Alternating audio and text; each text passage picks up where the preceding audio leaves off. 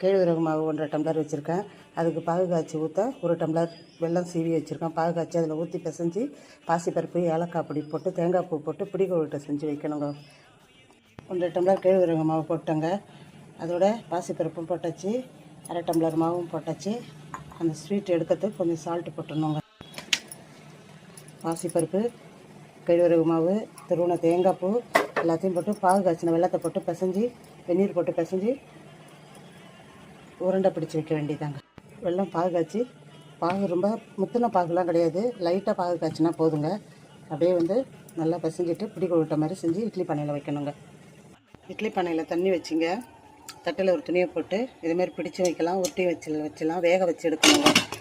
ராகி இனிப்பு கொழுக்கட்டை ரெடி ஆகிடுச்சுங்க. எடுத்துட வேண்டியது, நல்லா வெந்துருச்சு பாருங்கள், எடுத்துட வேண்டியதாங்க. ராகி இனிப்பு கொழுக்கட்டை ரெடிங்க. இதை போல் நீங்களும் செய்யுங்க. ஈவினிங் ஸ்நாக்ஸாக காலை டிஃபன் கூட வச்சுக்கலாம்.